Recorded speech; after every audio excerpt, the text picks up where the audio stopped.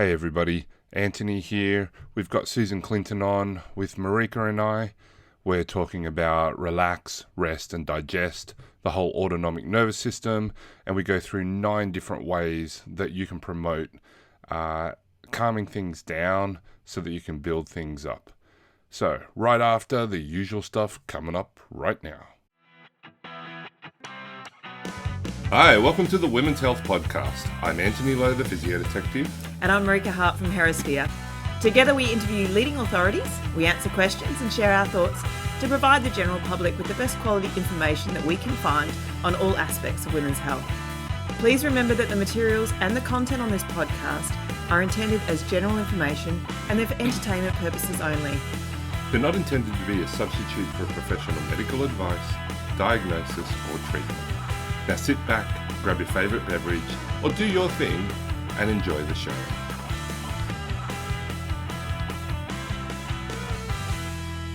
Let's see if this works. Well,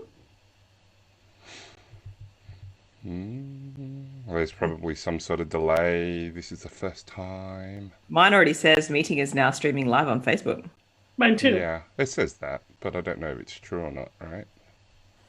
But I think what we need to do though is theme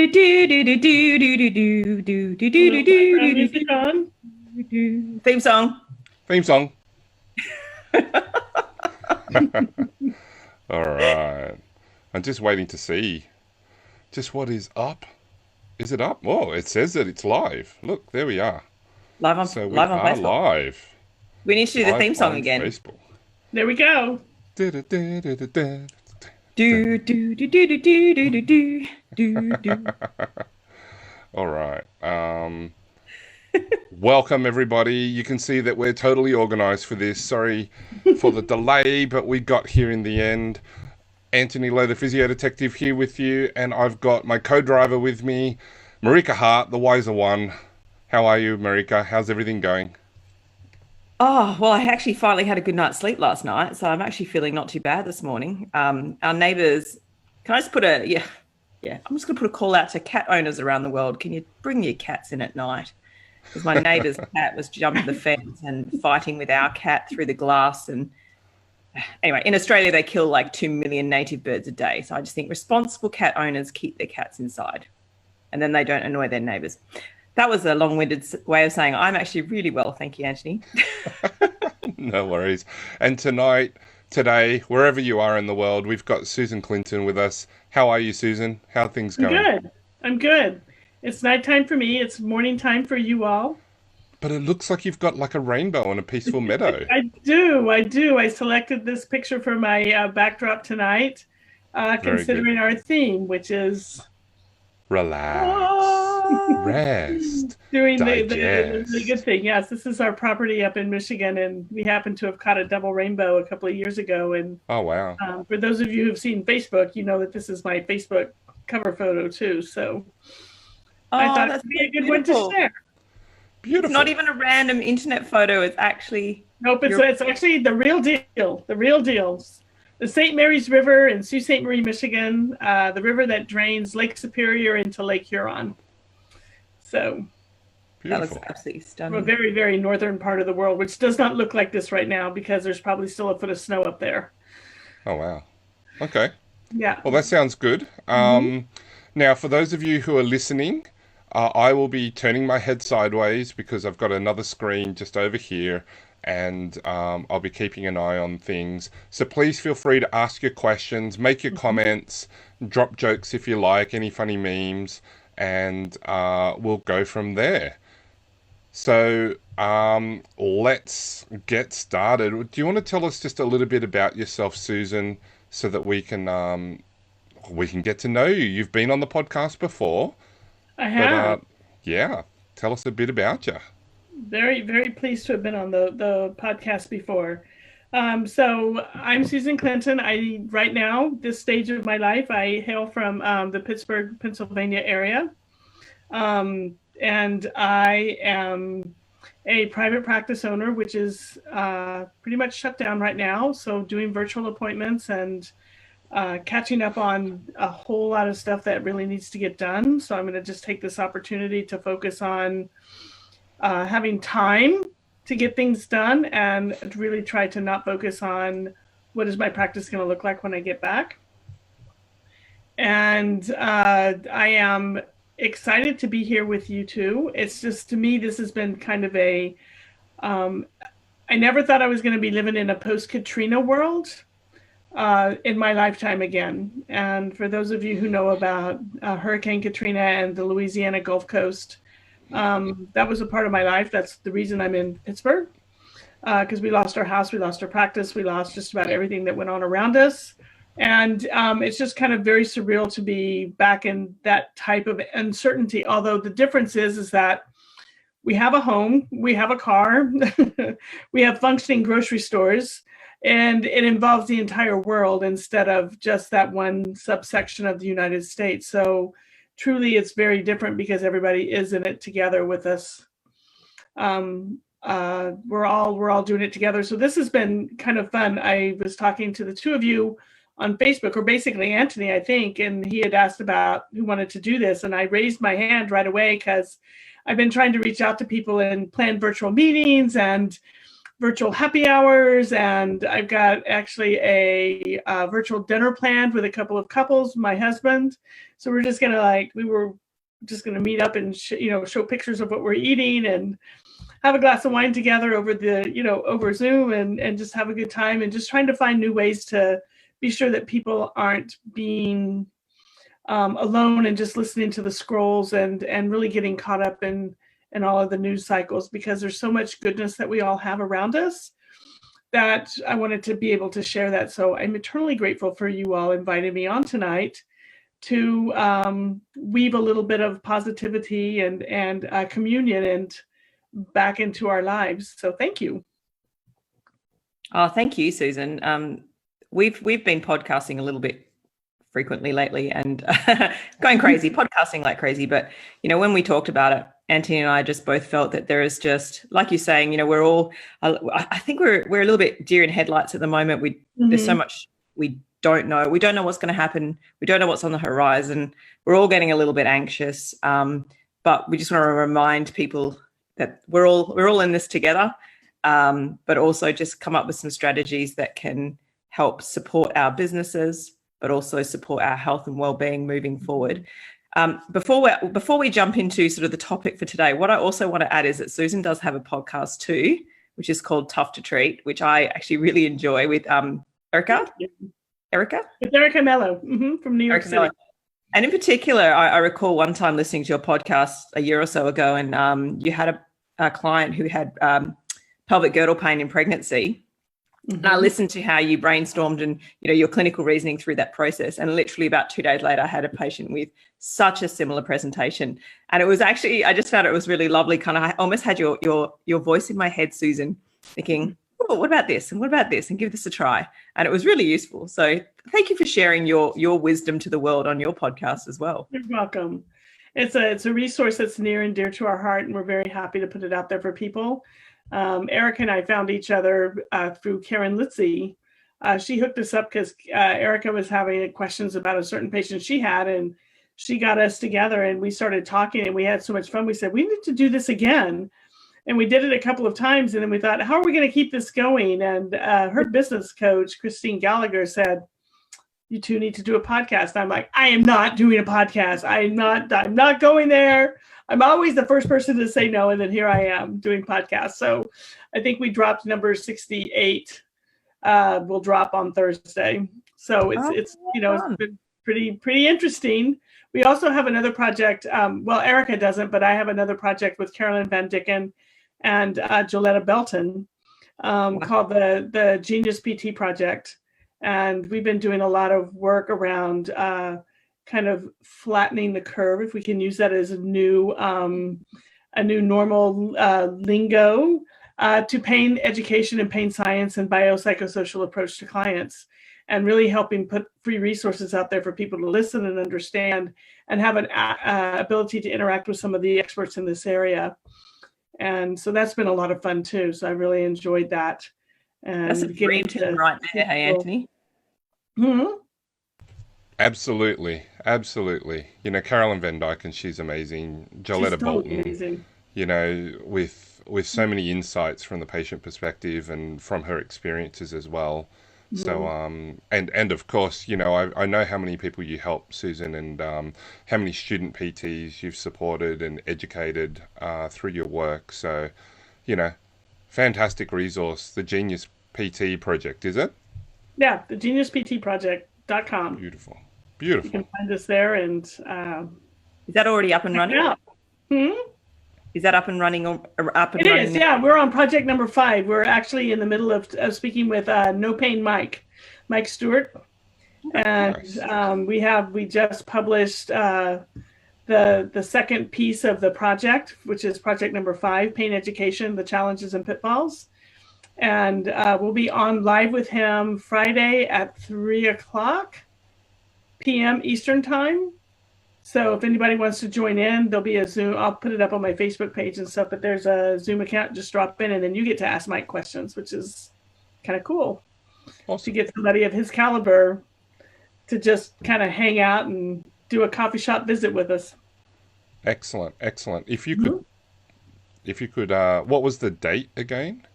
It's this Friday. I think that is the 27th. Okay. The 27th of March, right? We're in March. At 3 p.m. 2020. Okay, cool. Because this is going out as an episode, so it's project number 5 on there. Now, for those of you who are listening on the Facebook Live, can you just drop a comment so that I can make sure that I'm seeing your questions and your comments, please? Say hello, tell us where you're from, whether you're a PT, a fitness professional, or an interested member of the public, and send your questions through now. We'll make sure that we get them for Susan. So that's fantastic, Susan. You've got a lot of things going on. You're keeping busy. Have you guys closed the clinic now? We have, for the most part. My partner has 1 or 2 clients that she has seen, but we're a very small practice, one-on-one, and we can keep things really clean. And she has a couple of people she's finishing up with early this week, but for the most part, we're not in there at all, and doing virtual appointments. And Becky is also live streaming her yoga classes, so people can join in from their home, which is really nice. And they've been really appreciative of having the opportunity to do that. Oh, I think that's definitely a great idea for all the health and fitness professionals, because I think, and sometimes, I mean, just speaking to health fitness professionals, sometimes there's that fear that, oh, well, there's already so much stuff online, and we've got Michelle Bridges and we've got, Chris Hemsworth. There's all these online programs, but the thing is, people know you, and they like you, and you have that connection. So I'd encourage everyone to do that with their clients, because people come to you for a reason, and you know them and you know their bodies. So just give it a go, and don't overcomplicate it. Just get a platform and just don't let on fear your camera and teach your class. Yeah. And demo and connect, because I think that's like what we're doing tonight. I think that's what people are really, now that we're kind of into more of the social distancing and really being having to kind of stay 6 feet away, and I think people are starting to crave that need for that human interaction, and any way we can get it in any way is good. And I agree with you. Don't let the big gurus out there in the fitness world keep you from teaching to your tribe. They all want to hear your voice. They want to see each other. They just want to connect. And what a better way to connect but except through movement. Just shared movement, and that just shared experience. It's like a shared meditation or a shared prayer. All of those things are just so valuable to our experience, and we don't want to lose that in the midst of what we're all grappling with and having to move through at this point in time to keep each other safe. Well, that's a beautiful segue into our sort of first question, Susan, which is, because, we were going to talk about rest and digest. So clearly our big topic is going to be sort of the autonomic nervous system, and in particular a branch of that. So would you like to just take, give everyone a bit of a quick overview of the autonomic nervous system, talk about the branches, and then let's head on down the parasympathetic slide. Fantastic. Thank you. First of all, I think it's important for everybody to remember that the stress response is a normal physiological response for the human. It's absolutely normal to have a stress response. We're not abnormal if we have stress responses. What makes it problematic for us is when we don't come out of it. There is a stress response cycle. We ramp up, we go through a stress response, and we have to have that for everything that we do. We need a stress response when we're driving so we can pay attention sharper to everything around us. We need a stress response like right now. I'm being very relaxed, but there's a little bit of a stress response to be on camera and talk and interact. We also need a stress response to run from the threat or to fight the threat or to survive the threat. And when we're in a situation like we're all in now, we have our various responses to the threats around us. But the issue is for a lot of people, I think, is that they're so used to fighting the fight that they forget that there's that time where you need to come all the way down to rest and recuperate. And I think right now it hits people in a lot of different areas because not only are we in uncertain territories, that's threatening. Do we not know what's going to happen or have no predictability now for the first time in a long time? There's not an algorithm to predict how this is going to come out in the next 3 months, 6 months, a year, 2 years, 3 years. We don't have that yet.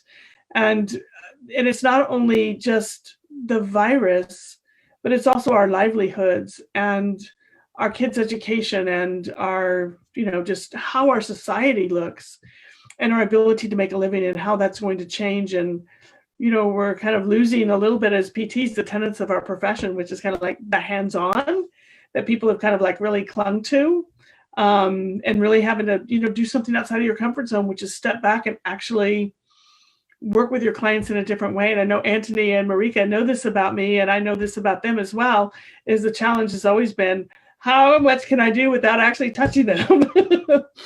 And so, I'm a little bit more used to that, whereas others may not be. And it's so we have that in probably every facet of our life right now, rather than just in the one, like I have a sick family member, but everything else is running okay over here in the background, so we can attend to that.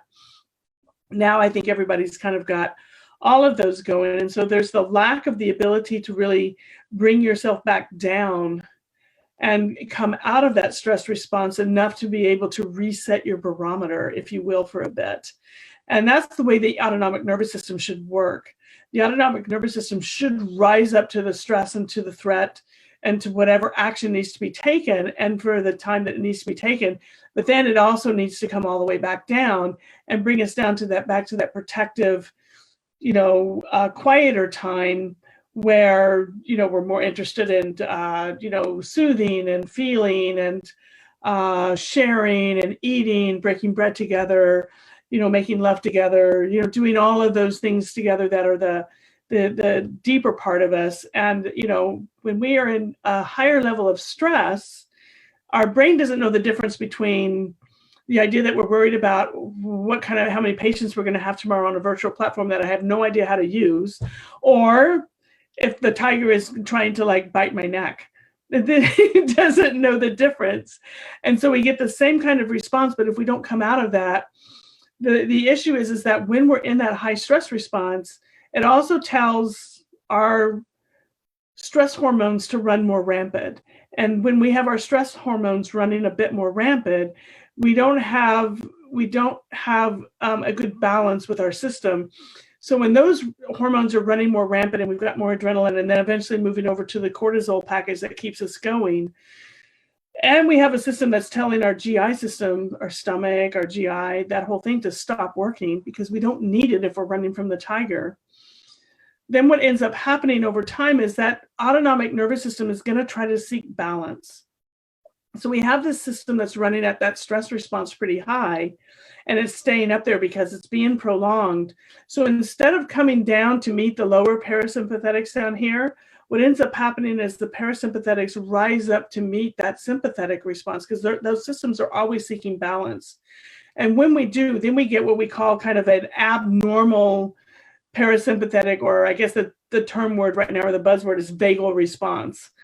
And so when we have that abnormal or aberrant response to that higher stress level from the parasympathetic level, that's when we get burping and non-digestion and stomach pain and bloating and gas and all of those things that people start to feel over time when they're, kind of quote stressed out. And then the stress hormones, the cortisol levels, keep us from sleeping deeply. And so we're not getting the rest that we need, where a lot of that great digestion can occur. And, our heart rate tends to run a little bit higher in the background because the sympathetic system is kicked up. And even though we may be coming down, we're not coming down, down, down, down, down. And so we end up with a system that's trying to seek balance, but it has to try to seek it up higher because it's not having the chance to get to seek it down lower. So instead of the stress system coming down, the rest system is actually having to raise up and become, aberrant or abnormal up here on a level where it doesn't belong. Okay. Wow. That was a lot of great information. I just want to clarify if I can, so just to make sure that I heard you correctly.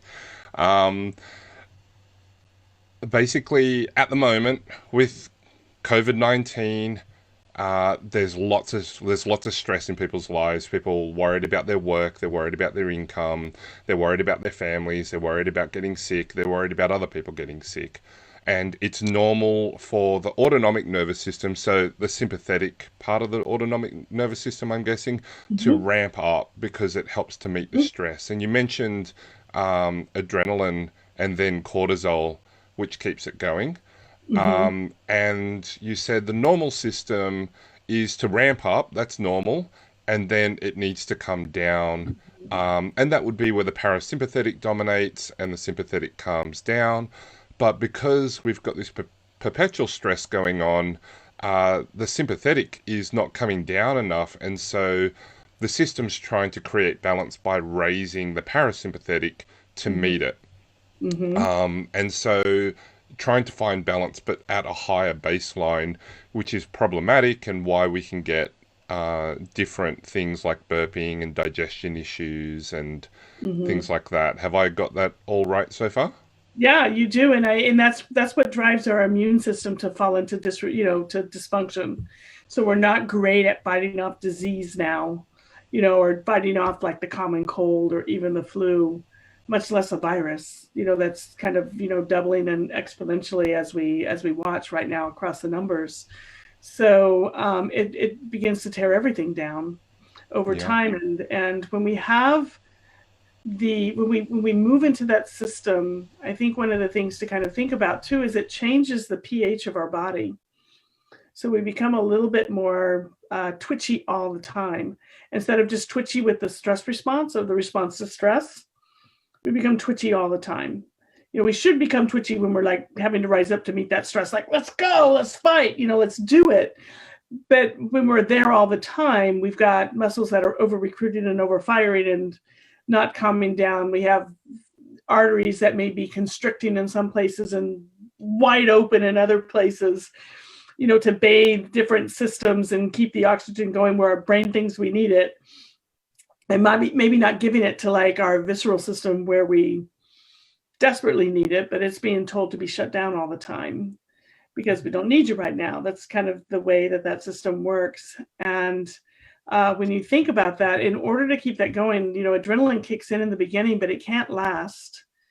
And so we end up with cortisol running the show for a long time. And I think most people have heard of cortisol, the evils of cortisol. That's what makes us gain weight, hold weight. It's like, oh, we're in a long-term survival problem. Store. Let's really grab all that stuff in and hold on to it because we're not sure what's going to happen in the future.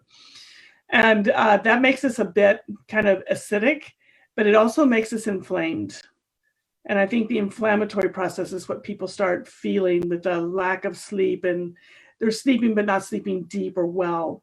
Their joints are starting to hurt. Maybe their pain is wrapping out of control a little bit, or headaches are a little bit more prevalent, or just things that may have plagued them in the past a little bit, like a little minor back pain, or something that they've had now, they feel it a little bit stronger and harder without really any reason at all. Like, why is my back hurting? Why is my neck hurting? Why are these things happening now to me? And a lot of that could be just the basic inflammatory response of the system for this long-term heightened survival we're kind of stuck in right now. Wow. Okay. That's a lot of different symptoms. So the autonomic system is obviously very widespread throughout the body. It controls all the internal organs. And I also heard, the twitchy bit. So you're saying that the way that we move and perform can also be uncoordinated or just at a different coordination because we're just at that high attention level, which is really, really interesting as well. I was going to ask you, just because you mentioned it, the parasympathetic rising, is it Porges, polyvagal theory? Do you want to talk about that? Because I am seeing some changes in people's faces. Oh yeah. Can you explain some of that to us? And I've got a very superficial knowledge, so I'm always wanting to learn more. Yeah, so I can talk a little bit about it. Of course, people can talk for like weeks and months about everything. Stephen Porges is a physician that has a theory called the polyvagal theory, and it talks a lot about the balances between these systems and what can happen. He will even talk about that you could have, especially into the trigeminal system, which for those of you who are not medical professionals, let's just put it this way. We have cranial nerves that run like all of our eyes and face, the feeling of our face, our mouth that moves, our tongue, all of these things are run by our cranial nerves. And the trigeminal nerve is like the sensory experience for all of those nerves, as well as it has motor control for like the jaw tension and the tongue movement and things like that. And it also wraps around the heart and raises heart rate and causes us to pant. It helps us raise that response level to threat. We can, even if somebody goes to the dentist with tooth pain and they fix their tooth and all the drilling and stuff that goes on can rev that system up. And his thing is, if you don't do something intentionally to help lower it, it's going to stay kind of running high in the background all the time. And one of the tenets he talks about is this is probably the reason that blood pressures begin to rise over time. Heart rate certainly can rise over time. And it's because nothing intentionally has been done to go in and tell that system, you don't need to be working that hard anymore. It's really okay. Because the baseline of that system working a little bit harder or higher becomes kind of we normalize it. And we just don't realize that we're working that hard anymore until we stop. And then that's when everybody kind of realizes like, wow, I didn't realize that I was having, it's having these responses and all of these things. And I think some of the easiest way, like the best metaphor I can come up with for this is, I think everybody has heard the story that if you have something significant that happens in your life, such as the loss of a loved one, that you really shouldn't make any major decisions for at least a year. And some people will say 2. And most of the people, when they go through this, and I think everybody who is probably listening to this has gone through something traumatic in their life. And at the time, you think you're functioning just fine. I'm clear, I'm okay, I can make these decisions, I know what I'm doing. And a year later, you look back and you go, what was I thinking? I had no idea what was up, down, sideways, but you think you do in the middle of it. And so the system can rise in the background without us really realizing it until we kind of step in and do something very intentional to begin to say, we need to teach this system that it can really come all the way back down again and really have that full balance of response. And it doesn't have to just ride in the 1/2 or the top 1/3 of where it wants to live or where it's been trained to live lately. So you gave an example of having like a toothache and having surgery or something like that, but anything can be a trigger. Any sort of stress can be a trigger for ramping up that system. Mm-hmm. Yeah. And trauma is one of the biggest ones, just being exposed to trauma over and over again can, change people's response to stress, where they, are exposed to trauma time and time again, and then they are out of it for a while. And then they're suddenly kind of exposed to something that reminds them or is similar to or triggers that traumatic response again. And everything comes back really super strong because nothing's really been done to kind of intentionally mediate that that type of response. And that's what the system calls for. And I think that's kind of why we're here tonight, is like, what can we do? Absolutely. And that's, what do we have control over? Because we don't have control over what's going on out there, but we got to have control over something. And I can't wait to hear all your ideas and strategies for that, because I think that's going to be amazing. I just have one last question, because Susan, you love to talk about poo, but you haven't even mentioned bowels yet. So what's happening to the bowels now? What's happening to the bowels with our nervous system going crazy with all the stress? Well, I mentioned it a little bit with the burping and the bloating and the stomach pains and all of that stuff. Yeah.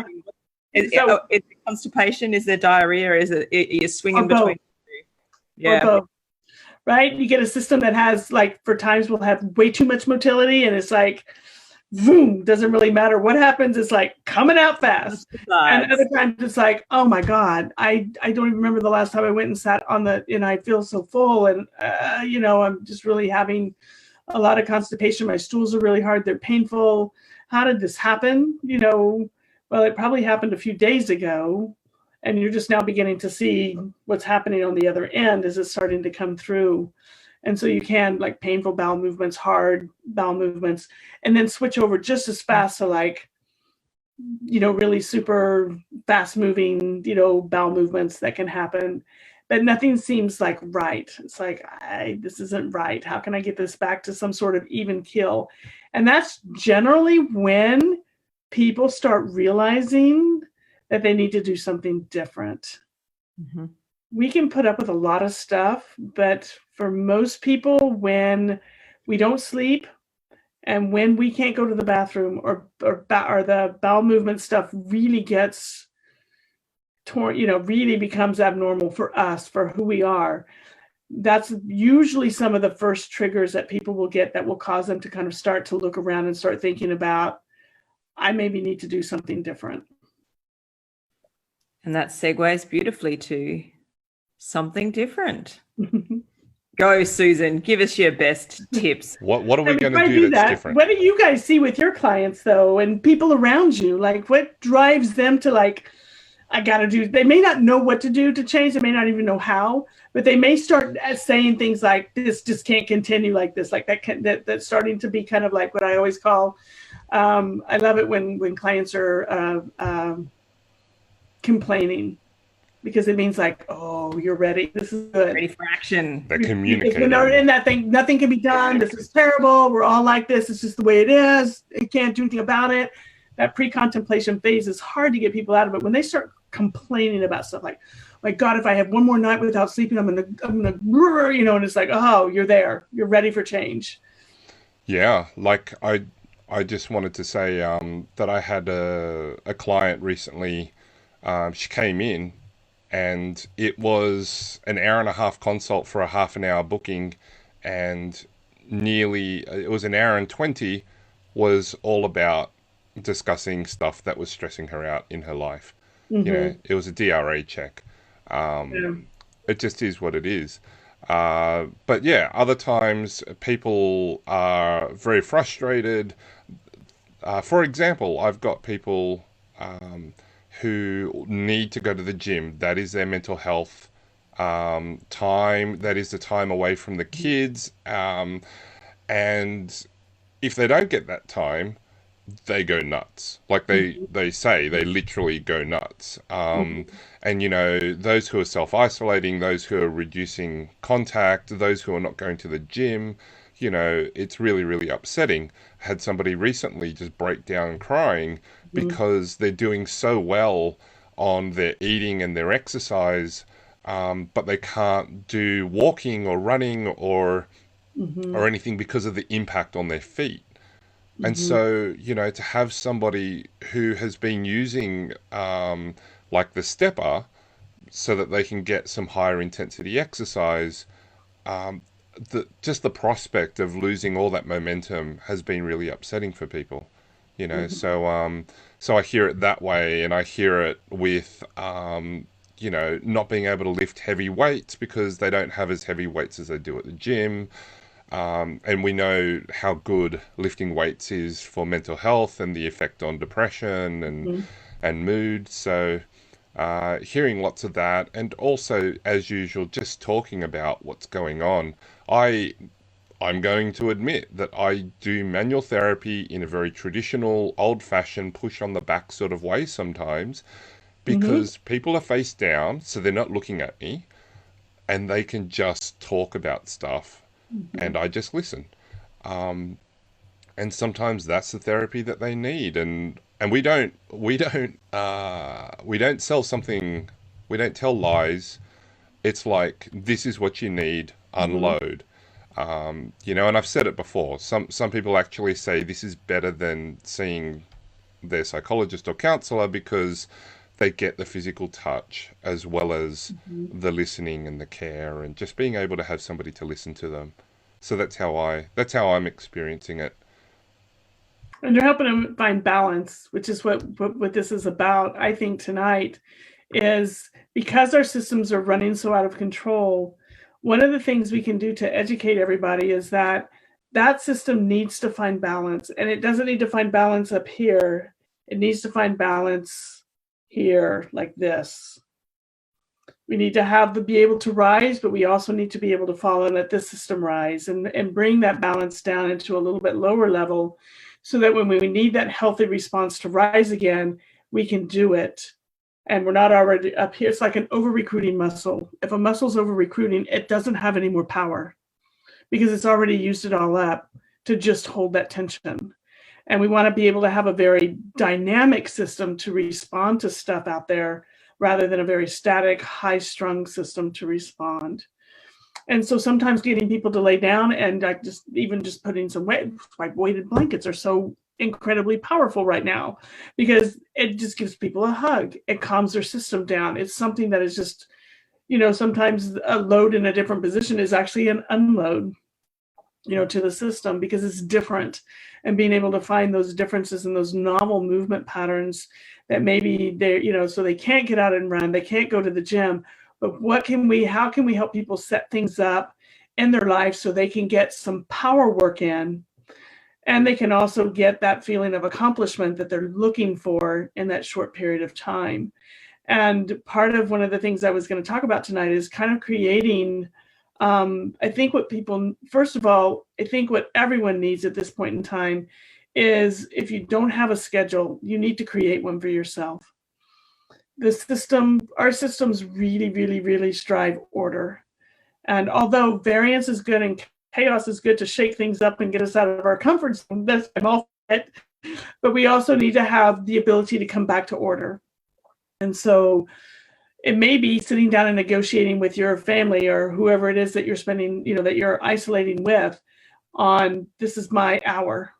I need to be able to do these things and not be interrupted during this hour. When is your hour? Let's all create hours for ourselves.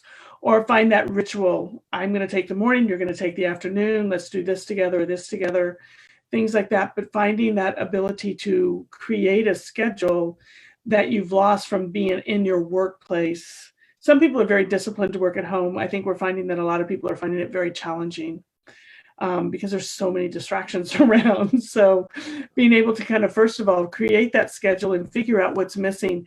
And for some people, I know that they miss that run so much, but maybe in this short term, this is a chance for you to really begin to pull in some other kind of exercise that can help bring a little bit more balance in, so that when you can, that you'll have a little bit more of a better response, so that you can go and maybe run up and down the stairs 25 times to get your heart rate up, and to kind of get that push going. But being able to balance that with something slower and maybe just a little bit different, like, I don't know, maybe, lesser weights and lifting weights with some really nice music, or, doing a nice stretching, gentle movement, practice, whether it's Tai Chi or Qigong or yoga or basic stretching, whatever makes you feel good, getting out a belt or a strap and just stretching your legs, doing, something, and helping people find, some easy online programs. That most of the programs out there, there's so many YouTube videos that, if they're, most of them are free, but there's, most of the programs out there are very low cost, which is really nice. And then that, some people need that structure. Like, I need an exercise class, I need to be able to get my heart rate up just even if I'm just standing in this 4x4 space. I was just talking to my sister who lives on a sailboat. And I mean, literally, the space they have for moving around on their boat is not very big. It's a double hull catamaran, and there's very little.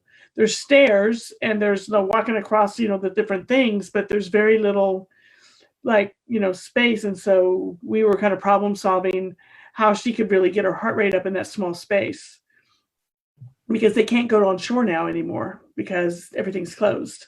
So they're really isolated, out on their boat, and they're all the boat people are talking to each other about how can we change this up and do.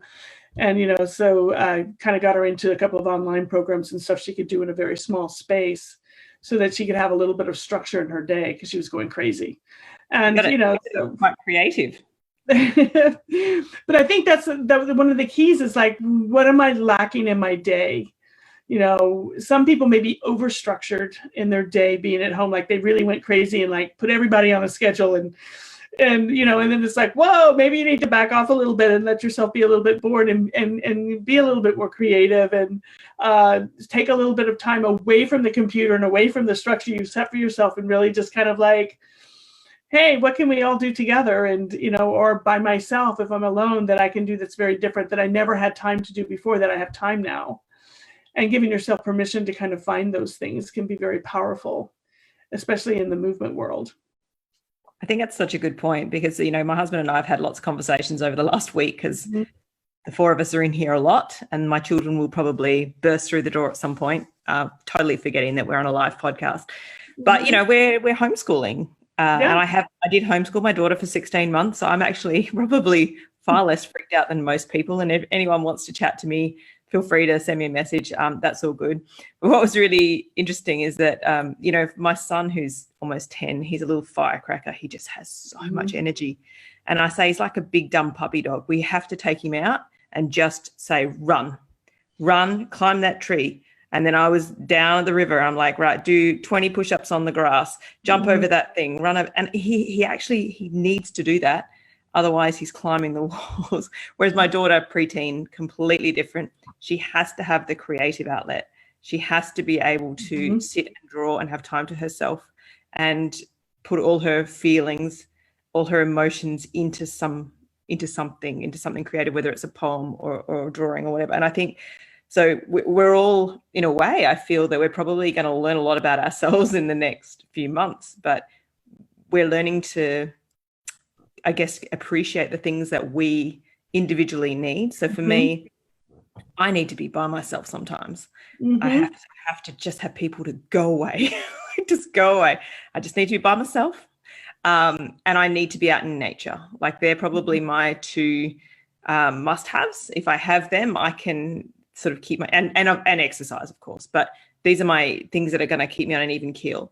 The difficulty for me is I'm not good as a self-exerciser. So I have good gym, we have all the weights and stuff here, but I'm someone who loves to be in a group environment, and I feed off the energy of others. I'm not an energy vampire. I don't suck their energy, but that really helps me and inspires me through working out. So that I know is going to be my challenge in the weeks to come, is not having my taekwondo classes, my boxing classes, and that energy of a room. Yeah, and I think that what you just talked about there was a beautiful example of 1, 2, 3, 4 different people's needs.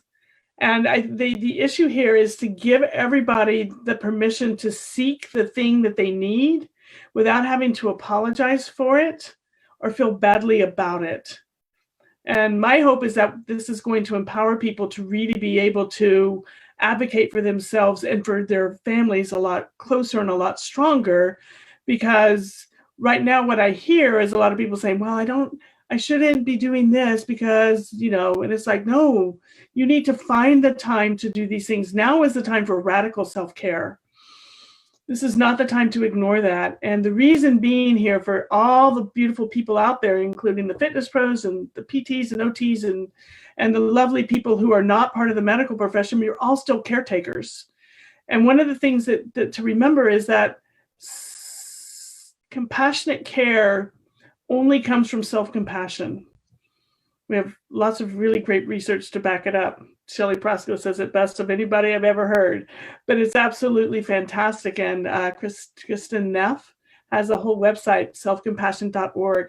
There's a 5-minute self-guided meditation on that website that everybody can access for free, and done consistently over time has been able to show decreased feelings of burnout and worthlessness and increased feelings of resilience and energy, which is amazing. 5 minutes every day. Everyone can do that. And through that, you can begin to discover what is the things that I'm grateful for, but also what are the things that really I need? And how do I communicate what I need to those around me so that I can get it? And how can I listen to them better? Because I'm focusing on what I need, I'm going to be much more receptive to what they need too. And so that beautiful circle begins to build, and you have a different level of communication. But I think it's important for people to feel that and realize that they need, it's that hard thing is that we're so used to giving things away that we're not used to receiving. So we need to learn to teach ourselves to receive by ourselves first and really honor what we need. And in so doing, we're going to be so much more respectful and empathetic to those who are struggling to find out what it is that they need or how to get what they need. And that to me is the big game changer there. And there's no better time than when we're all in the situation together to support each other as we move through that. Yeah, I really feel like you've laid on my heart, Susan, that I need to post me working out in some way live just so that I do it, because I need to set aside that time. I know that I haven't been doing it. I haven't been going for a walk even, but I've got all the gear at home, so it's maybe, I don't know, if people want to see an orca on land trying to move around, level changes, moving weight, I'm not sure if people really want to see that, but, maybe for the comedic value. Maybe for the comedic value. I don't think it's about what we think people want to see. I think, and that's a beautiful example. I think it's more of about we want to be with each other. And Marika said it really well. She doesn't want to be the energy vampire from the class. She just wants a class. She wants the connection, and I think that, create that. You've got the ability to create that, and people will join. It's actually really interesting. People are looking for that right now. Like, I just want to, I talked to a few people that would never consider doing one of Becky's yoga classes just because they were just afraid. And now that it's online and it's live streamed, and they're signing up like crazy. It's because it's something that it's at a time, it's at a place, they can do it. There's really, and they're finding that was the thing, is that, there's going to be some structure there for me. And like I said, I think what we're lacking, a lot of us, is that order, that structure. And because it's too hard, and we all know the stories, if you exercise and if you walk, you're going to be less depressed. You're going to be feeling better. You're going to feel brighter about yourself and all of those things. But you also have to be doing things that feed your soul, and if going to a class feeds your soul, Marika, and being out in nature, even if you have to open the back window and just put your face out there, just however you can make that happen, which is why I put this backdrop up tonight, because we've been in winter for so long and we've had a terrible winter. I just needed to see rainbows and the beautiful waters of the St. Mary's River. That helps me okay, it's fake, but it's real. It has real context to me, and it kind of spurs me on to think about the next thing, because I'm such a visual person. I need to have the visual reminders around me. Other people need to have a scheduler, this is the time, it's all set up, I'm doing it, I'm committed, I've made it happen, whatever it is. But before we can even get to that point, sometimes we have to take a step back and remind ourselves that we're worthy. We're absolutely worthy of it, and we need to tell ourselves we're enough and we're good enough. And I know it sounds a little bit like Saturday Night Live, sorry, but we are good enough, and we are worthy, and we are enough, and we're going to be enough for those around us as well. And once you start to do that and start pulling yourself into those things that are important to you, everybody around you is going to see that, and everybody you're connecting with virtually is going to see that, and it's going to help them do it too. So that's how you can begin to help pull your tribe forward, even though you can't connect all together as a tribe like we're used to doing. Yeah. Well, you've convinced me. I'm just going to have to do it now. Um, and I'll sign up with Angela. you. Oh, okay. I'll do it. If you create that class, Anthony, I will make a pledge to you that I will be there. Okay. I I got will my do ticket. I it. got my weights. I I'm will. good. I will do that for you, and We I'll don't do Thank it need for you. you. You've got me. a class. I, Yeah. well, actually, Angela has just mentioned that should like to see all the live workouts. So it would be interesting. We might have to choose a time where we can both be on it, Marika, or you know, you can watch the recording. I think I'm going to have to make them AMRAPs though, because otherwise people are going to be standing around waiting for me to finish if we just got set reps. So, Well, it depends whether we're doing burpees, Anthony. I've seen you throw like 50 kilos overhead like it's freaking well, I can do the weight feathers. stuff, but let's face it, I need to get my heart rate going. So it might be weighted lots and lots of repetitions, but it should be funny. Um, Let's all do right, it. we're gonna do it. Let's do this. We're gonna do it. Um, So that'll be excellent, and I'm gonna take you up on that pledge, Susan, and I will make sure that everything is modifiable. And let's just get this out there. Let's do it. Let's connect. I like it. So that's just another idea. So we had set a schedule. Thinking about doing just that 5 minute meditation Hmm. is helpful. Sorry about all the beeping in the background. I don't know how to turn that sound off. Um, Can't hear Okay, cool. So you know, the the ability to do that, and then connecting online like a Hmm. class, showing people what you're going through. It doesn't have to be perfect. It's about the connection. As you can see, I'm just like everybody else who has a lot of fear of what other people think about them, Hmm. and We that's all because feel I'm a that normal way. person. um, Mhm. you know, there's nothing perfect. There's nothing perfect. Hey, all the people who are listening, drop us some of your ideas for what you're doing, and we'll read them out. And Yeah, I'd love to hear them yeah, any because there's so questions many. that you have for Susan as well, leave your comments, leave your questions, and we will definitely get to them. Yeah, What else definitely. have you got for us, Susan? What else have you got to help us So, relax, rest, and digest? Promote that parasympathetic, lower that sympathetic system. mhm. So if you have a group together that you're isolating with, find time to break bread together. Restore that time back together around the ritual of food and bring it back in as something very wonderful and nourishing. And it's really interesting to me in the grocery stores. I've seen people post this now for 3 weeks that there's plenty of fruits and veggies, there's plenty of healthy meats, there's plenty of seeds and nuts. People are buying the stress food. This is the time to kind of take a step. We all do it, no shame. We're all in it together.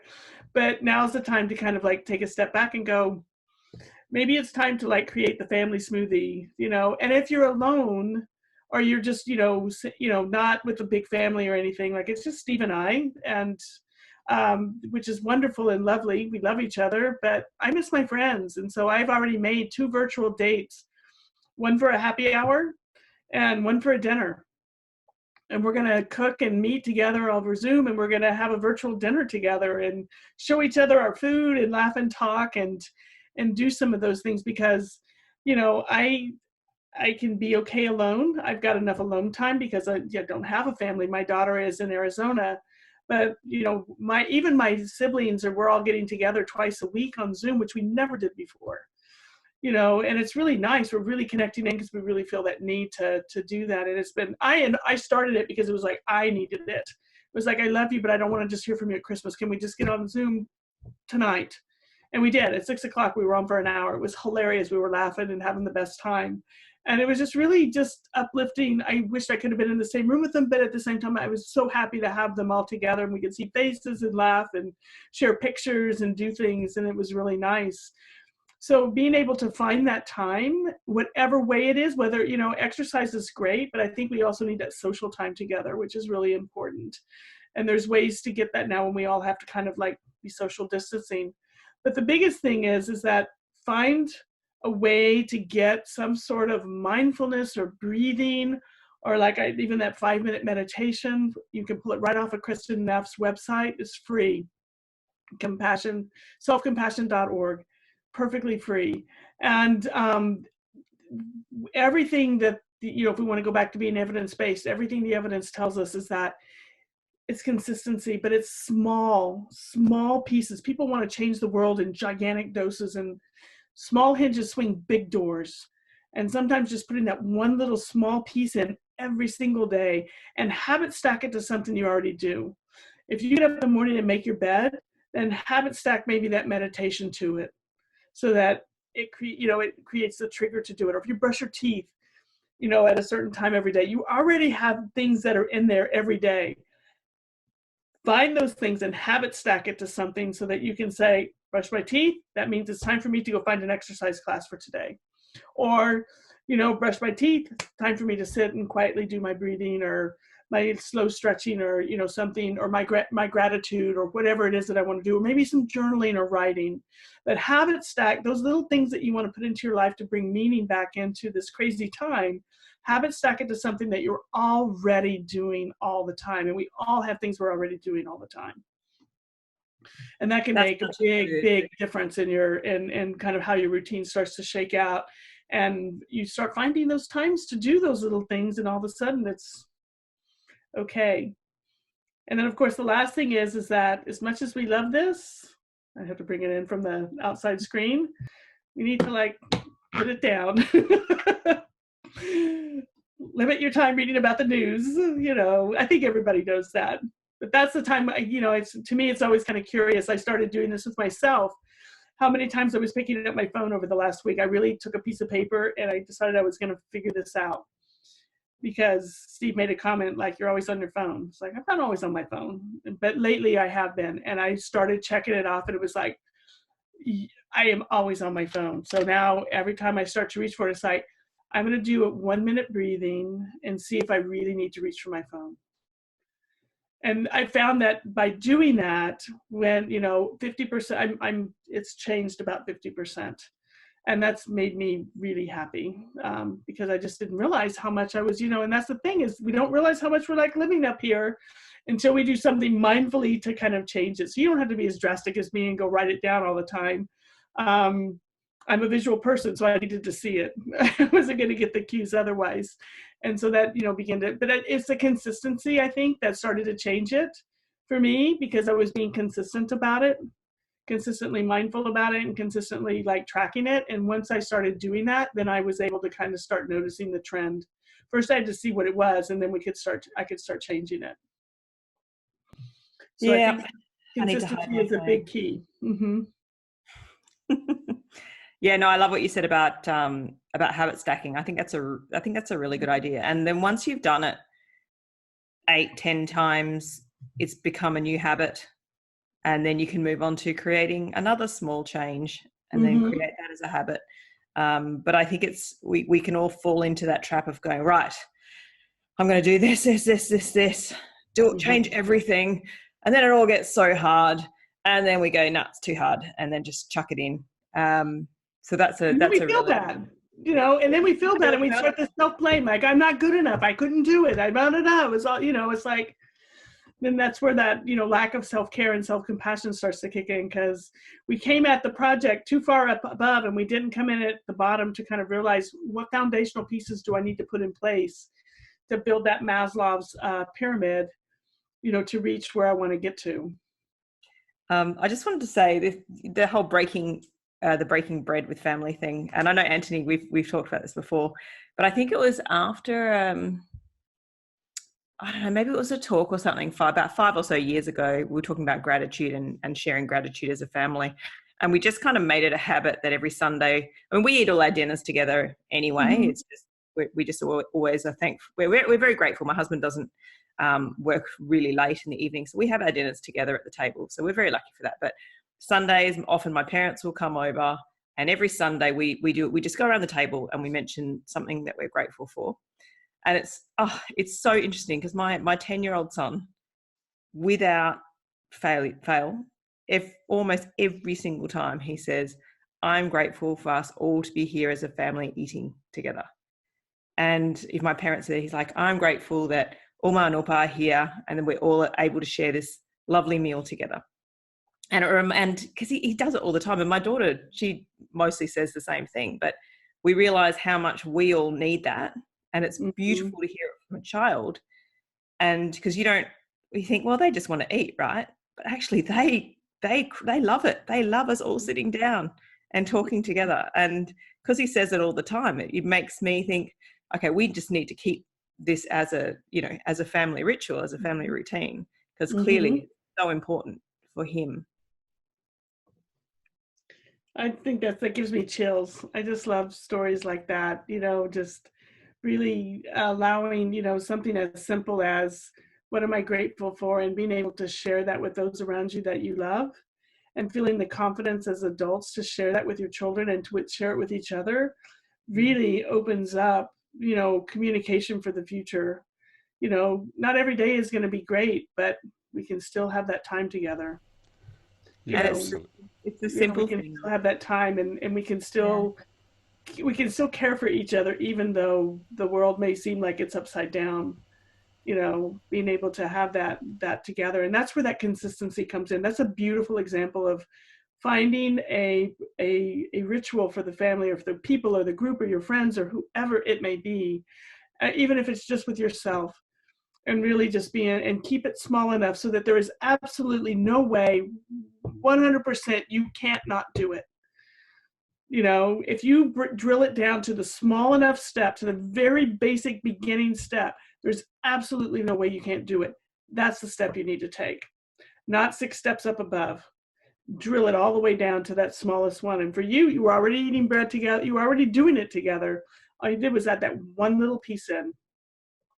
You didn't, because if you weren't together all the time, then you'd have to like start figuring out, how can we get together all the time, right? What's the first day? What's the first moment? When can everybody do it? That's the first step. And then after it grows and builds, you can start adding to it. That's habit stacking there, Mm. and it's just doing it in a way that makes sense and grows out of, the compassion that everybody has for each other at the table, because they've all, grown up with that idea that this is our time, Yeah. which One is. of the fantastic things that my family does is that we do meet really regularly, like every week. I Mhm, prefer every week personally because mhm, when I'm away, obviously I'm not there for it. mhm, Um, and, you know, sometimes my brother, my sister, and their families, they're busy. They have to do what they've got to do. And I understand that. But I really do like just being there. Like, I'm bad, okay? The phone thing, yes, that's me. But for me, it's just that energy of being around people mhm, and of being around my family. And, I've said it before, I'm really worried about my parents. So where we are cancelling family dinners, my brother's a doctor. My sister works in hospital administration. So, my sister is recovering from an illness last year. There's quite a few reasons why it's probably good to try and keep our families safer. Maybe we should do this. Maybe we should catch up. My extended family, my cousin keeps the family newsletter running. It's a great way just to read and see photos about people. mhm, And this family thing has struck a chord. Aileen thinks what you said, Marika, was beautiful. Um, Emily has said that before all of this, she was feeling a lot of pressure to do too many play dates and networking things. And it feels really nice to reset with family. So cooking good food, planting seeds, rearranging the house, and she's loving your tips, Susan, particularly the tip about the phone. Um, we've also got other people like Sarah. Sarah has said that baking and cooking with the children is really helpful for her.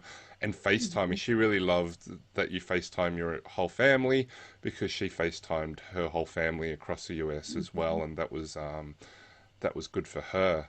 So, yes, mhm, please remember to ask any questions you have about relaxing, resting, digesting, any tips that you want to hear for any specific situations, any tips that you want to have for during what you're doing and how you're going and specific ways that it might apply for you, the habit stacking, breaking bread, sharing, connecting online. Are you doing online consults, Susan? I am. I am. Cool. And So how's that going? I've actually been virtual for about 6 years. So it wasn't a hard changeover for us. It's just getting the clients who were coming in person to realize that they could do it virtual. Um, I've been fairly comfortable with that for a while. I like doing it. I do it with the screen on. We get together, we look at each other. I want to see what's happening and all of that. And it's challenging. It's always challenging. And it's challenging for my clients as well, because they're not quite sure what to expect either. So I just remind them that we're here to figure it out together, and we'll get better at it as we move forward. You'll get more comfortable with it. And there's just no reason to suffer and to not connect, especially if you have questions. I don't want anybody really feeling that, oh, I can't reach anybody about my pain, or about this that's going on with me. And it's like, you absolutely can.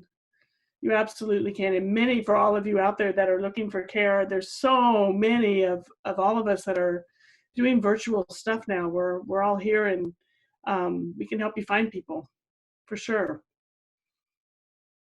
So I will say this one last thing about pooping, though, since we never really got to the final end of it. I was so passionate about self-care. I know, I have to put my last one in. It's like, when you feel the need to go to the bathroom, please stop and go.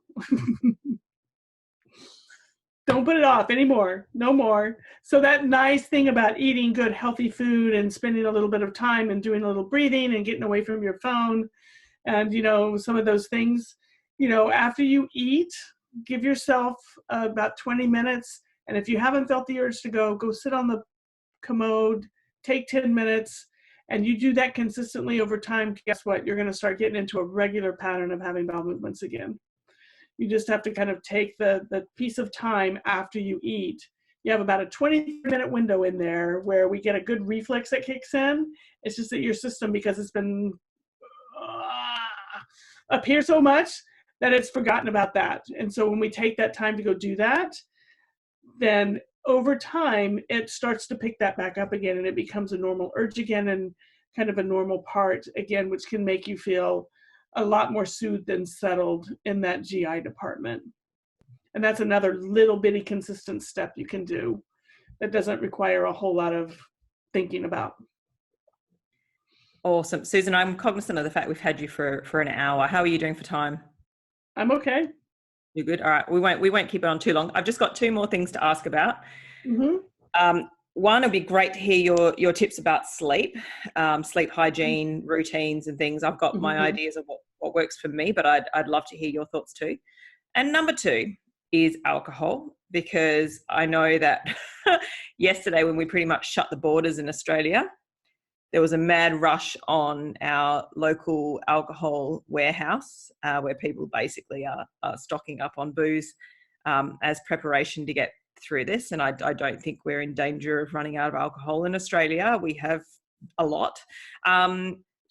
But I'm thinking that alcohol is probably not the best way of self-soothing or trying to relax. So let's talk about sleep and alcohol, if you don't mind. Yeah. So the problem with alcohol and sleep is that alcohol will induce you into sleep, but it also it's like your blood, the blood sugar thing. It's not healthy for you. You're going to end up you're not going to sleep deeply, and you're going to end up waking up more times in the night because of the alcohol. You're going to have to go to the bathroom more, and it also begins to start rising the cortisol, after a period of time, because it's just not. It's not the best way to induce yourself down into sleep. Although people do that so that they can fall asleep, and I totally get it. When you're really stressed, it's just like, I just want to drink and I want to go to bed. And we're all going to do that sometimes. So we just don't want to turn to that to be our soother. If you can possibly keep alcohol to more like a celebratory type of thing, rather than a soother, like this is what I need in order to make me feel okay about myself and do things for myself, then that's probably not the best idea to turn to that. that's where that consistency of maybe doing that 5-minute meditation or that breathing or, those things through the day can help soothe you enough that you don't feel like you need to, do that to like settle your nerves enough to settle down. Um, and everybody's going through it. I mean, they've had to open the liquor stores back up in New York because they closed them all down and people went berserko crazy. So I just think part of that is that scarcity mentality. Oh my God, we're never going to have any again. I better get everything I possibly can. Prohibition. Yeah, exactly. So people get a little bit, and some of that is just that kind of panicked kind of buying and things that feeds into that, that frenzy.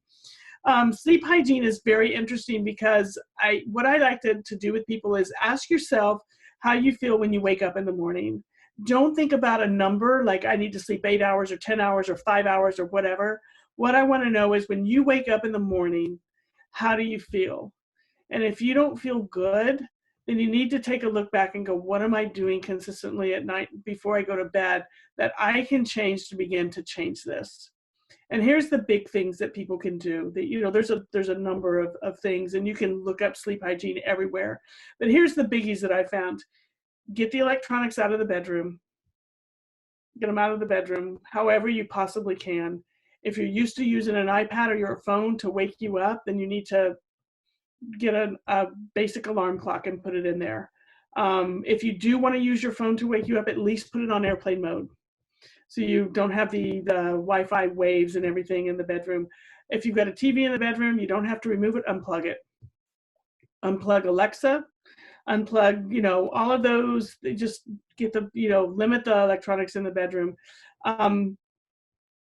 If you possibly can, keep your room as dark as possible. It helps a lot. And I'm speaking to this for the young moms as well as the people who are going through perimenopause and menopause, and especially the men, because they don't realize how much they need darkness until they actually put a mask over their eyes, and then they have the best sleep they've had in like years. So, because, socially and I think probably genetically somehow, men are more used to sleeping in caves than girls. So they really like dark, and when they're in a place where it's not really dark, I don't think they sleep as well.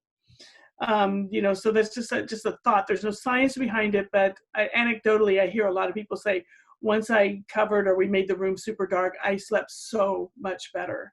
And I think the other thing is having a ritual around bedtime, which doesn't involve electronics. Nighttime is not the time to watch the news. Do not watch the 11 o'clock news. Don't do it. Don't do it. You've heard everything you needed to hear all day long. There's nothing new that's coming out between 8 and 11. Just try not to have that be the last thing you hear before you go to bed. That's not helpful. And then limit those, those electronics should be turned off at least an hour before bedtime. Find a book to read, do something a little bit different. Maybe that's the time to journal or be writing or be creative, or maybe do some of your stretching, whatever it is you want to do. But don't carry that computer into bed with you and that iPad into bed with you and stare at it all night long. That's the biggest thing that I see people do in times of stress is they've got the electronics with them all the time. And I think if you can make a break from them, especially around that time, and really create a little bit of a ritual for yourself at nighttime, that's helpful. If you're finding that you're not sleeping very well, or not sleeping like as long as you would like to sleep, one of the things that I'll tell you is that we know physiologically somewhere between 10 p.m. and 2 is where we get the best physiological benefits. So if you could just at least, like if you've got young children at home that aren't sleeping through the night or whatever, if you could just figure out a way to get yourself into bed and asleep by 10 and at least capture as much of that physiological piece as you can, then if you have to get up a couple of times in the night, it's not going to be as impactful as if you just, you don't get to bed till midnight and then you're up again at 2 and you're up again at 4. If you can find a way to capture that, if all you can get is a small time frame, if you can schedule around to capture that time frame as good as possible, that can be extremely helpful. Awesome. Mm-hmm. Okay. Wow. I've got the job of trying to cover what we covered. Um, so, so the first one was setting that regular schedule, right? Hmm. Rest and digest. Autonomic nervous system is controlling everything in the background. Times of stress are what we've got now. And so the stress ramps up. That's normal, and it is normal for it to come on down. The parasympathetic needs to do its job, and it normally rises, and the sympathetic comes down because the system is seeking balance. However, if we've got a higher baseline stress level, the parasympathetic will rise to try and meet it. And I really liked how you said, just like muscles, if it's already up, it's got nowhere to go, no more response to give. So that was really, really helpful. So setting a regular schedule is really, really important. Breaking bread with friends and family over FaceTime, over Zoom, and we talked about, and I'm going to hold you to, you're going to do some exercise with me. Marika's going to do it too, so we're going to try to do that. And I just apologize now for anything that you might see. I'm just going to move slowly, but I'm going to move, and that's what matters, because it doesn't matter what you think, it matters that I'm doing and that we're sharing. So No that's what I apology. got from that. Habit stacking. Habit stacking is good. So just, if we can set this habit of just doing a little bit of exercise right now, and then Hmm. maybe I can tackle the biggest one for me, which is eating. Because, yes, electronics and stress for me, that is, I do have ADHD, and so if I'm not like Caden running around like a maniac getting stuff done, it's hard to get that mental energy to wear off. Um, I was telling somebody that it is just really noisy in here. I do have an inner monologue. It is my own voice, and it's everybody else's voices and sounds and music and all the rest of it too. So it's quite noisy in here, and it doesn't stop. But heavy exercise makes it just my voice, and it's usually, you're gonna die. You're gonna die. No, just do the next rep. You're gonna die. No, just do the next rep. That it just quietens down. Um, My daughter describes ADHD like being in a room with 30 televisions all blasting at you. yeah. Hmm. Well, I didn't realize, but yes, now that she says that, that's like, well, yes. Somebody asked me, because I've been posting my thoughts on Facebook, and somebody said, "Are you posting all your thoughts?" And I said, "No, probably one about every 50." So there's a lot of thoughts going around. So yes, habit stacking, self-compassion, and you talked about Dr. Kristen Neff's selfcompassion.org. I use her Hmm. self-compassion test as part of the psychosocial screening that Hmm. I do, and I got that reference from Carolyn Van Dyken, who you're doing the Genius Project with. So she put me onto Kristen Neff's stuff. Fantastic stuff there. And Dr. Kristen Neff has got that 5 minute meditation that's Hmm. free to download and use. And you referenced, and we Fun. might have to get a reference from you that, just doing 5 minutes a day makes a significant difference, like a clinically significant difference that you can tell through repeated measures over time. Did I get that right? You did Cool. exactly right. Um, okay, and then movement. So combinations of movement. So yes, there's a high energy stuff that I love. I have no idea why I love high energy stuff, but we also got the stuff like yoga. We've got slow movement. We've got qigong. We've got Pilates can be super high activity as well as super slow and low. And it Um, can be in dancing even, it can be just put on dancing soft music exactly. and dance in your bedroom. We've got That's high perfect. BPM dance and we've got low, slow, Hmm. contemporary dancing Hmm. where all our emotions are expressed physically. Um, we also have, you got to watch the video if you want to see me do some contemporary dance. Um, and then also putting the phone away, putting the electronics away, being able to that sleep hygiene. So reducing the screen, keeping your room dark, setting that schedule, being able to have that 10 o'clock to 2 o'clock period, particularly for our new mums, trying to get as much rest as we can in that period because it's so helpful to get that from a physiological point of view, even if you do have to get up every 2 hours after that. just trying to get that routine going there. You know, don't watch the news just before you go to bed, particularly Mhm. if you can't switch your brain off. You mentioned something about guys and caves and sleeping. Like, I'm thankful that I've got narcolepsy as well. So, boom, I just pass out. So I'm just lucky. My wife says that. I said, why can't people just go to sleep? And she goes, because you're not normal. That's normal for you, but you're not normal. Uh, and then we've also got alcohol. You know, yes, have alcohol, but it's the regular consumption that can be difficult. And you know, self-medicating may not be the best option. That Self-soothing, as Marika called it. And yes, and the sleep hygiene I did cover with the electronics and the phone stuff. How do we go? There are there are comments as well. Um, all right. Before I forget, that is. So okay? Aubrey said thank you very much. You know, and she's thanking us that we've completely changed the way that she practices as a PT, and thank you for all that you do. Um, so Jessica, the owner of the clinic that I work at, which we have shut down, and Jess has been fantastic throughout this whole time. Sydney Sports Therapy, shout out to Jess.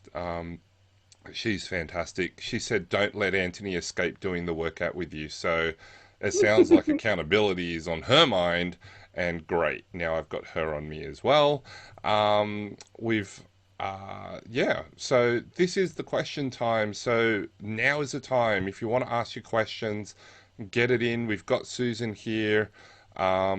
Any stories that you want to tell, any suggestions or things that you found helpful, please leave them in the comment section. And if we're still going, I'll read them out. Otherwise, people who watch later can listen to it. So fantastic.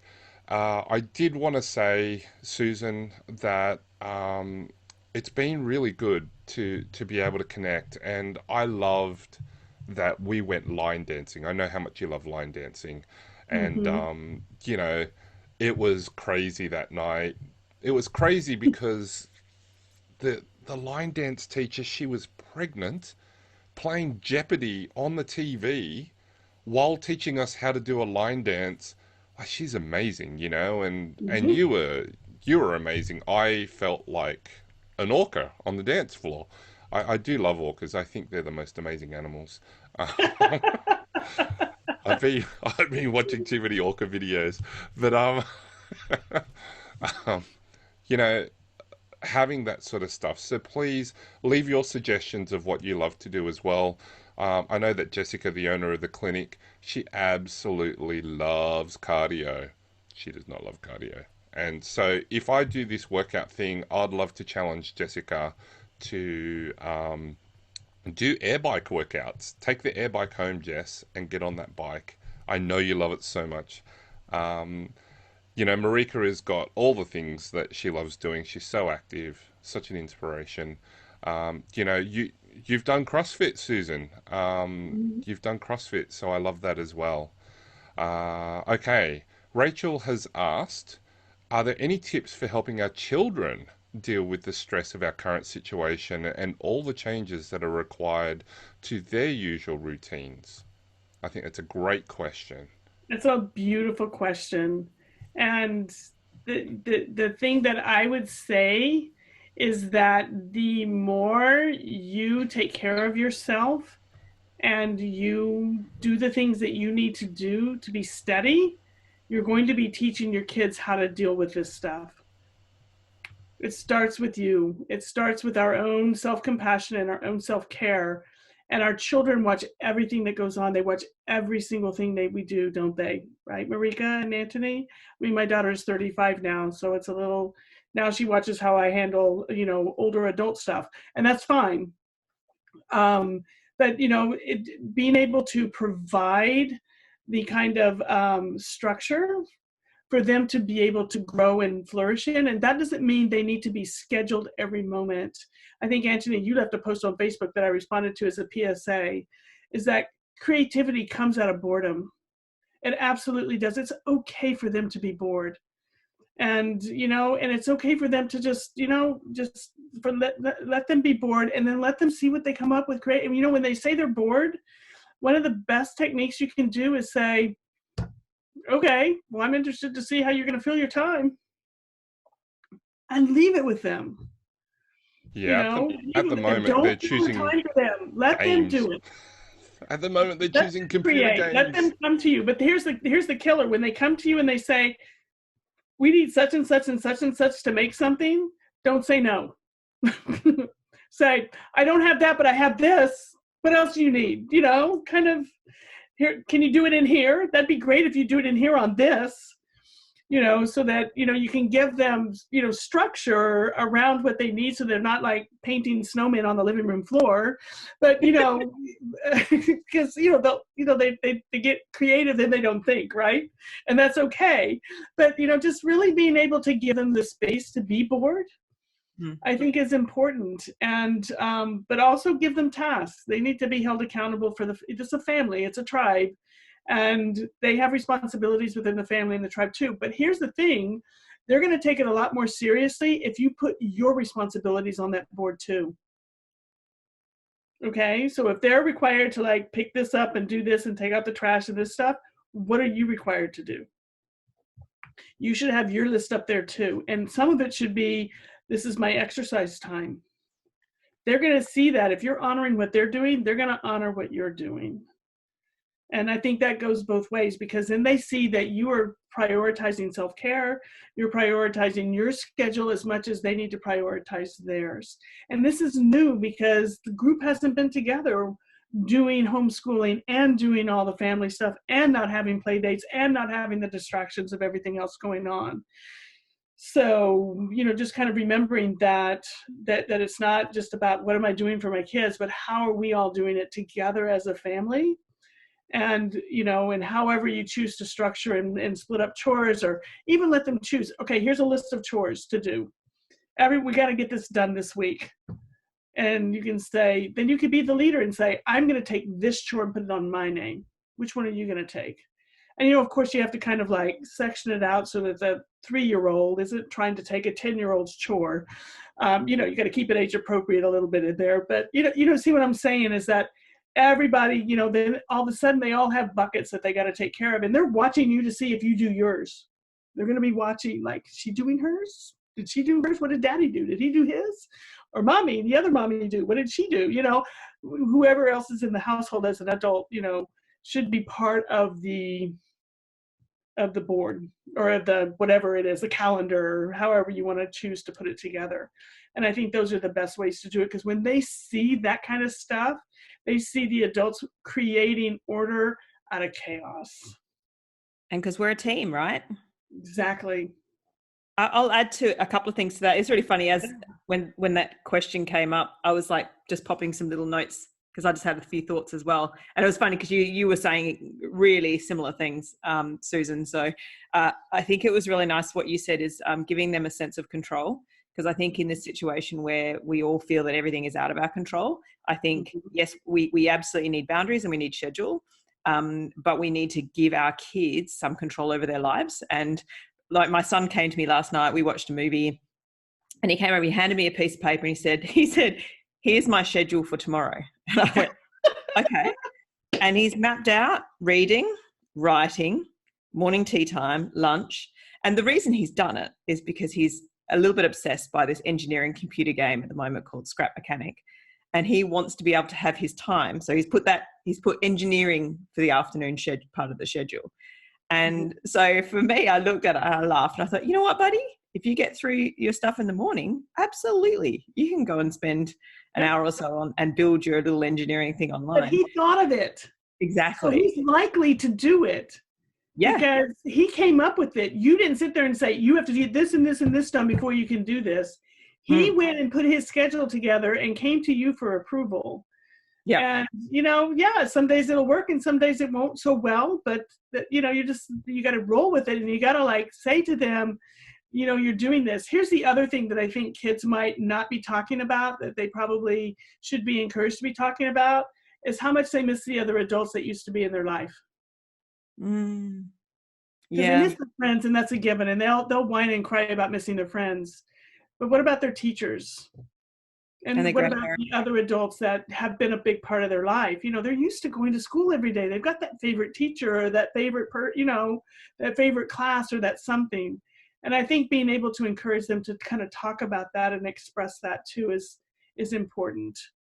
That's a really good point. I've encouraged my friends at the moment to try and make sure once a day they call a friend, whether it's on FaceTime or on a phone or whatever. Just once a day at least. And my daughter, she says, "Oh, I'm an introvert. I don't need that." I'm like, no, you need to do that. Like just once a day, pick up the phone and speak to somebody. She's like, "I can just message them." No, voice. Like it's a much better connection to hear someone's voice, and ideally if you can see their face as well. And yeah, so she did, and afterwards she went, "Oh, that was really nice talking to so and so." And I was like, "Yeah, he did really nice. It is really nice to talk to friends." It's almost So I like think mum that was, knows. yeah. Don't That's tell them kind of that. like us getting together and deciding to do this tonight. I mean, we could have easily passed this by and said, no, but it was like it was important. I think it was for me. But, Yeah. and so your daughter probably needs to see you doing that with a friend. Yeah, Like, absolutely. oh, what's good for me is good for mommy too. Why isn't daddy doing it with one of his friends? And then they'll start like bugging him like, hey, dad, or hey, other mom, or hey, whoever, maybe the other adult in the house. Why aren't you calling your friends? When was the last time you called your friends? So then they start calling everyone out too, but that's good. That encourages it being out in the open and people being able to get a little bit, not so happy about it, because it's pulling your daughter out of her comfort zone. But she was happy that she did it too. So now, Yeah. she's probably she may still need a little bit more of a push to keep going with it. Just like your son may need a little bit more of a push to kind of stay with his morning program, so he doesn't get too distracted thinking about what the engineering thing he's going to do in the afternoon. Everyone's going to need that, just like Anthony, I'm excited that we made this accountability thing for some movement because I need it.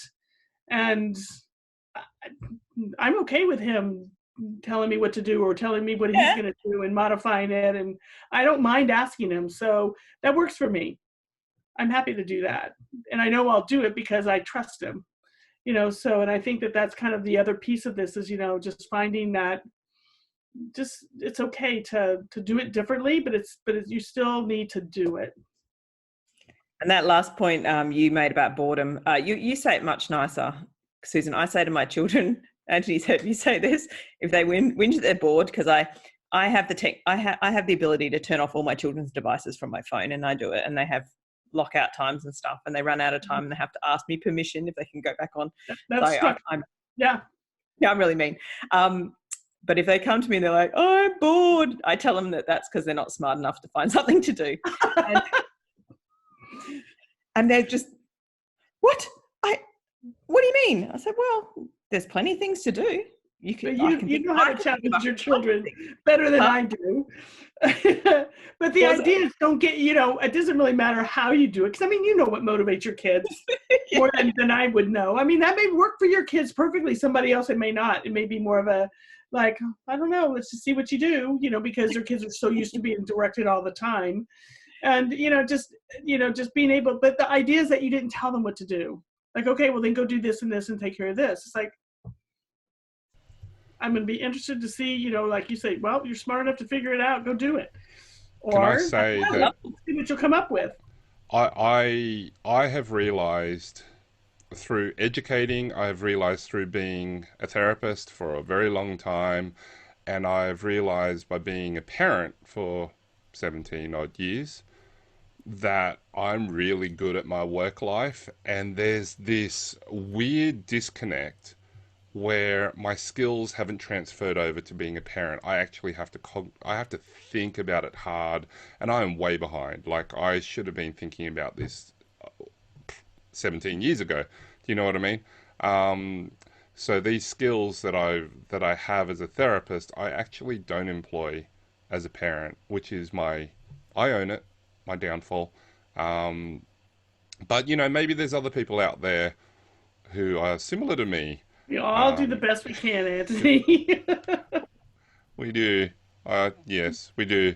I just wanted to add that Teresa Wassa, um, such great advice, Susan. Let the creativity go. Um, and time and simplicity and boredom are good for kids. They're good So for us she's too. reaffirming it. They're good for us too. Yeah, it's good They're for very us. good for us It's as good for well. us. And the creativity thing, I was laughing with Pat, uh, who was on my course a few years ago, because she heard me say stop it. You know, we're on a course and somebody does something and it's symptomatic, and usually I just say to them, okay, then stop it. And that's it. Because we're used to being taught to direct people and tell them how to change it and what to change and why to change it. And she had a good laugh. And there's a psychology skit, um, which is about stop it. I charge $5 per minute, you know, and I don't charge more than 5 minutes. It's very, very funny. I'll try and link it up there. But hilarious, hilarious stuff. Kerry Grace, my son is 3.5 and been working out at home for a couple of months now, so it's not new. But talked with him about why it's important for her and for them to have a schedule, to schedule it into the morning, and chose something important to him and scheduled that in. So then that way they get what they done. And she said, hopefully that helps someone. Thank you very much for that comment. Mhm. And Edwina Chan, good friend of Marika and ours. Such a great episode. Thank you, Susan, for so many great tips. Habit stacking, doing 5 minutes of meditation, and putting your phone away are my favorite takeaways from today. So, thank you very much, Susan, for your time. Thank you very much for everybody who's been watching. Mhm. Thank you very much, Marika. Are there any last words of wisdom, Marika, that you have, and Susan, before we sign off? Oh, I don't have many words of wisdom. I just want to say thank you, Susan. It's always such a pleasure talking to you. I think this might be the third time, because I think I interviewed you previously as well, and then we had you on the podcast last year. And I think on behalf of us, but also the physio community, just want to say thank you for your generosity in sharing your time and your knowledge and your energy, your kindness, your love for the community. I think all of that is really, really amazing, and I think so many of us need that right now. So thank you. Absolutely. Thank you for Thank being you. you. It's been my great pleasure. So my parting words is what I always say, and I think those that Peace. know me understand this: is peace be the journey. Peace be the journey. All right. Thank you very much. And thank you Right. for listening. Drop a comment, leave a like, share the episode, and I'll post details of where we're doing this this workout. Yes, yes, Ay, ay, and ay, ay. post your questions because they'll find me if I don't find them, or tag me in them, or tag them, Anthony or Marika in them, and I'll be happy to come back in and answer or whatever. So just let me know. Fantastic. We'll make Yep. sure that the details are in the show notes as well of where you can find Susan. It's Embody Stroke PT. There's a Genius Project. Is it .com? It's the geniusptproject.com. The geniusptproject.com. Mm-hmm. Your podcast is Tough to Treat Mm-hmm. with Erica Mello. Mm-hmm. Um, is that everything? I think that's everything. That's enough. That's enough. Really appreciate your time, Susan. Thank you very much to everybody, and we hope to catch you up soon. We're going to do another couple of Facebook Lives. So we've got Julie Granger coming on. So that's going to be Tuesday USA time, Wednesday morning in Australia time. And we've also got Juan Martin. Mm-hmm. So Julie Granger will be talking about telesanity. And we've got Joanne Martin, who's going to be talking about how she does pelvic health remotely. She's been doing telehealth for 5 years now. She's sensational as well. I know you know both of them, Susan. Mm-hmm. They're great PTs. Yep. So we're looking forward to that. They will be on Facebook Live. So 8 p.m. Eastern in America, and 11 a.m. Sydney time, 8 a.m. Perth time. So that's Tuesday and Thursday for America. That's Wednesday and Friday for Australia. We look forward to seeing you then. Otherwise, thanks very much, and we'll see you soon. Bye. All right. Well, that's it for this episode. Be sure to hit like if you enjoyed the episode and leave any comments or questions below. We'd really like to hear from you. If you haven't already hit subscribe, please do so now so that you can be kept notified when we release our next episode. Otherwise, thank you for listening, and we look forward to having you back with us for another episode of the Women's Health Podcast.